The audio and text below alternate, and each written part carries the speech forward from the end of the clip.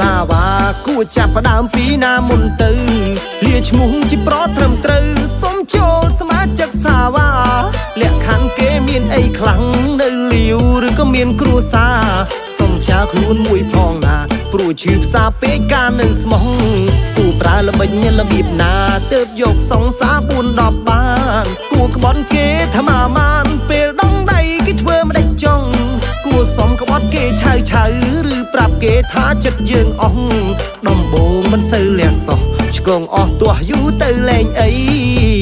ប្រាប់មួយថាដេករួចទៅលេខ2គ្រប់នាទីចាំខលតាមលៃប្រាប់លេខ4ថារវល់ធ្វើការតាមពិតដើរផ្សារជាមួយនឹងលេខ3បោកលេខ5ទៅចិញ្ចឹម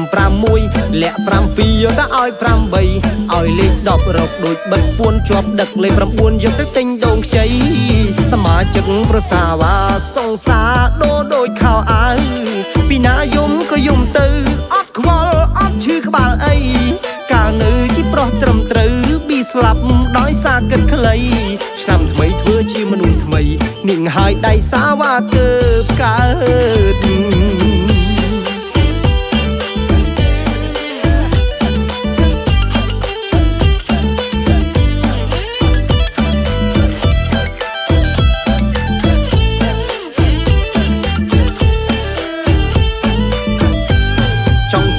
ប្រសាវ៉ាគួរចាប់ផ្ដើមពីណាមុនទៅ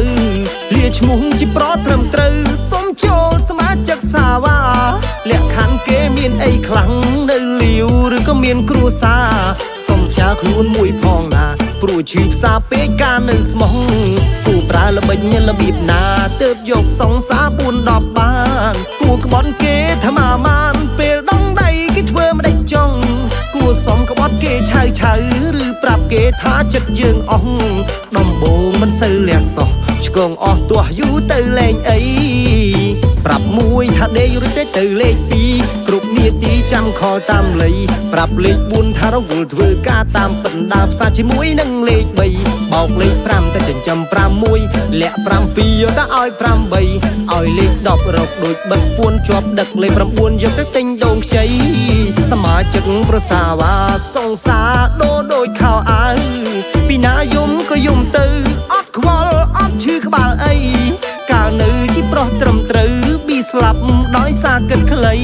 ឆ្នាំថ្មីធ្វើជាមនុស្សថ្មីនាងហើយដៃសាវ៉ាទើបកើត